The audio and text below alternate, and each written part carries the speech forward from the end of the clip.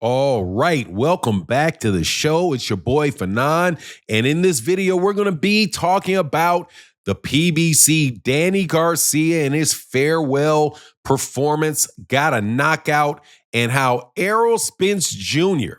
needs to be taking notes because, man, as sad as it is, looks like the PBC, or at least some of my favorite fighters, are winding down their careers.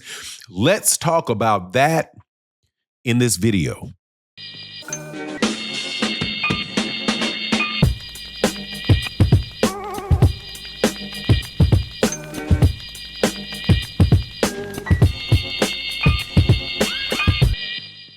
All right, welcome back to the channel. It's your boy Fanon. In this video, we're going to be talking about my favorite boxing organization, and I will not lie about it. I have absolutely a ton of love and respect for what the PBC has done in boxing over the last 10 years or so.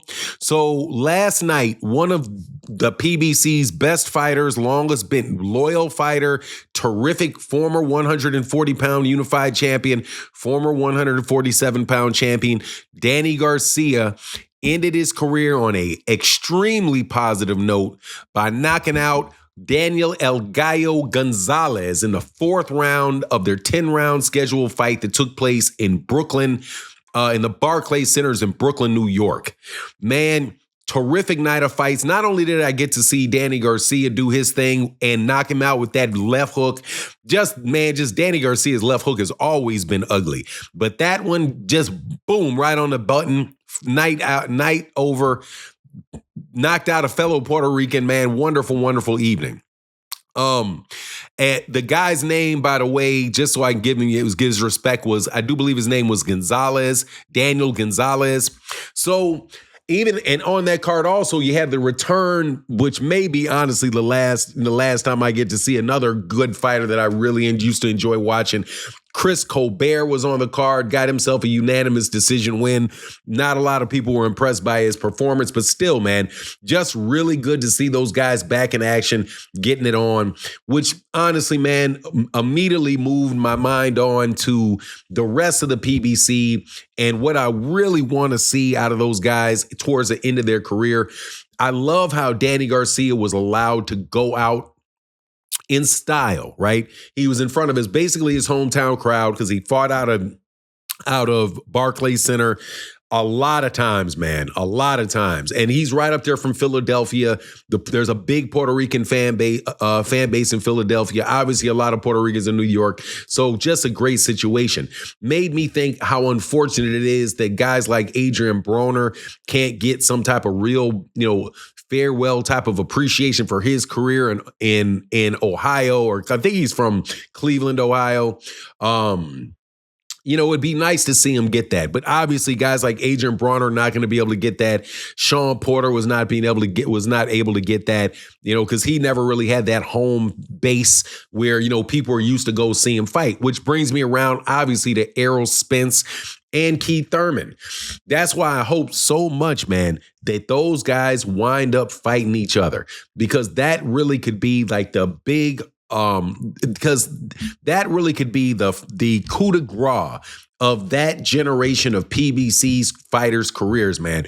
If you really think about all the good fights that were made between Sean Porter, Danny Garcia, Keith Thurman, Errol Spence, even guys like Yordanis Ugas and the like, man, those guys all fought each other, really made good fights. Errol Spence Jr. and Keith Thurman, I think, would be an absolutely fantastic show to have in Dallas, Texas. And I don't know if Errol is willing to say farewell or not, but I mean, he can't be but 2, 3, 4 fights away from it, especially in the amount of time that he's taken in between fights. Same thing applies to Keith Thurman. Those guys should probably get in the ring, sell some pay-per-views, and let fans of these guys have, 1 or 2 more good nights. Because, it looks like the way that the boxing landscape is kind of playing itself out, I don't think that the PBC is going to go away. They're probably always going to put on their own fight cards, just like they put on the fight cards in Barclays Center with Danny Garcia and Gonzalez last night. But I do believe that their fighters, although they are still going to be with the PBC, you start seeing them having fights more dispersed throughout the different boxing networks that are out there. So you have David Benavidez, who I still believe is advised by Al Heyman, that's fighting on a Turkey Al Sheikh card. You have Top Rank fighting on PBC cards. You have Matchroom, Golden Boy trying to fight on PBC cards. Turkey Al Sheikh actually funding PBC cards and funding the zone cards and funding TKO cards. At least that's what they're saying. It's just going to be a lot of much more desperate or spread out fight scene. So that's what I'm really hoping for, man. And I don't mind fights between older fighters as long as the fights between the older fighters are where they're matched evenly. Do you know what I mean? Where it's not some situation like, say, for example, you want to throw Danny Garcia out there in his last fight, right? Well, Al Heyman could have found a way to try to feed Danny Garcia to Jaron Ennis, right? And said, hey, Danny, can you make 154? I didn't know what this weight class was. It looked like Danny Garcia was in his 160s for this particular fight. But he said, okay, well, what am I going to do with Danny Garcia? Well, let me see if I can feed Danny Garcia to Jaron Ennis, right?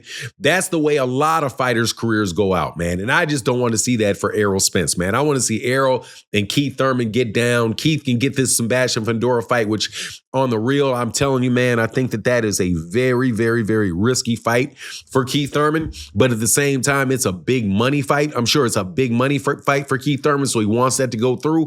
If there's any way that he gets past Sebastian Fundora, man, Errol needs to fight that guy right away.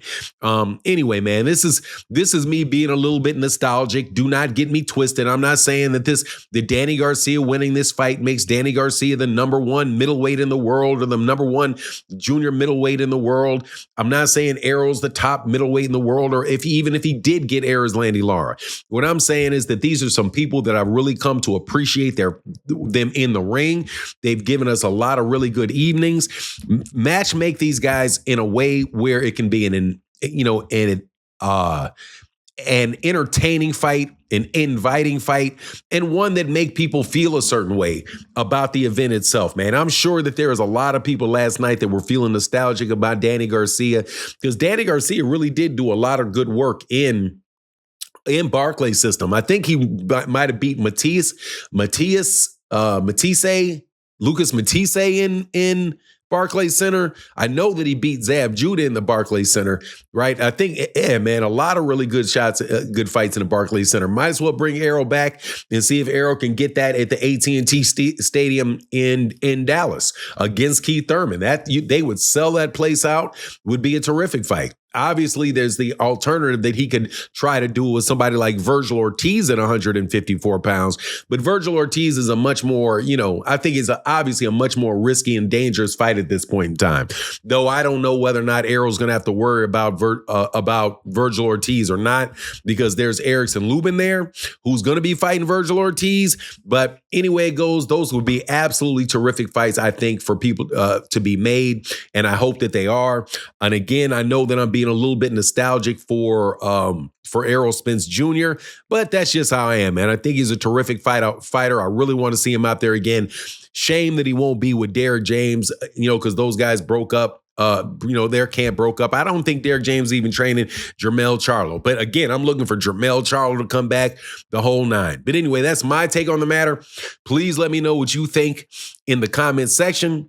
And with that, I'm out. Deuces.